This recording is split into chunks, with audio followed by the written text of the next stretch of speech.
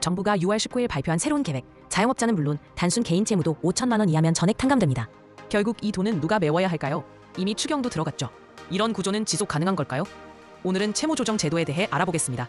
배드뱅크는 원래 금융 시스템을 안정시키기 위한 구조 조정 수단으로 시작했습니다. 1980년대 미국에서는 부실 금융사를 살리기 위해 자산을 정상과 부실로 나눴고, 부실 자산은 따로 떼어내 배드뱅크에서 처리했습니다. 하지만 결국 이 손실은 정부 자금, 즉 세금으로 메워졌습니다. 한국도 1997년 외환 위기 때 처음 배드뱅크를 도입했습니다. 당시 캠코가 역할을 맡아 손실 없이 대규모 부실 채권을 정리하는 데 성공했습니다. 하지만 2002년 카드 사태가 터지며 상황이 달라집니다. 카드사들은 무분별한 대출과 카드 발급 경쟁으로 부실을 키웠고, 이때 만들어진 한마음금융은 카드 빚 2조 원을 인수해 채무를 조정했습니다. 이 배드뱅크는 연체이자를 감면해주긴 했지만 원금은 전액 분할 상환하도록 했습니다. 회수율은 낮았고 손실은 민간 금융사들이 떠안게 됐습니다. 이후 등장한 희망모아에선 원금을 30%까지 탕감하기 시작했습니다.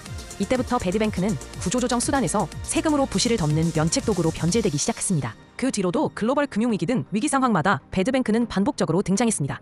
그리고 2022년 코로나로 타격을 입은 자영업자들을 위해 새 출발 기금이 만들어졌습니다. 30조 원 규모의 원금의 70%를 탕감하는 역대 최대 규모의 기금이었습니다. 그나마 신청 조건이 까다로워 지금까지 약 10조 원만 소진됐습니다.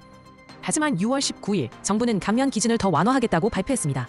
감면폭은 최대 90%까지 늘었고 나머지 10%도 20년에 걸쳐 나눠 갚을 수 있게 됐습니다. 동시에 새로운 배드뱅크도 추진 중입니다. 곧 만기가 도래하는 자영업자들의 부실 채권을 추가로 인수해주려는 움직임입니다.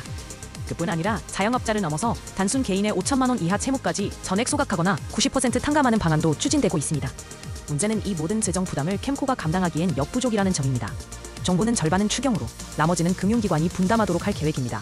게다가 캠코의 재정은 이미 한계에 다다른 상태입니다. 공공기관 캠코는 새출발 기금으로도 이미 큰 부담을 안고 있었는데, 여기에 더해 새마을금고 부실 채권 1조 7천억 원어치까지 고가에 매입하며 문제가 더 커졌습니다.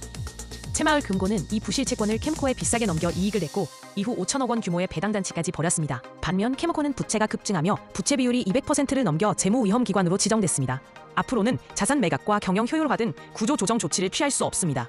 한때는 위기를 해결하기 위한 수단이었던 배드뱅크가 이제는 탕감이 일상화된 시스템처럼 굳어지고 있습니다. 재정은 이미 한계에 다다랐고 100% 탕감까지 허용되는 상황에서 성실 상환자와의 형평성 논란도 더욱 커질 수밖에 없습니다.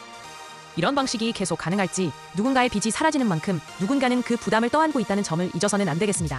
시청해주셔서 감사합니다. 내일도 새로운 시각의 소식 전해드리겠습니다.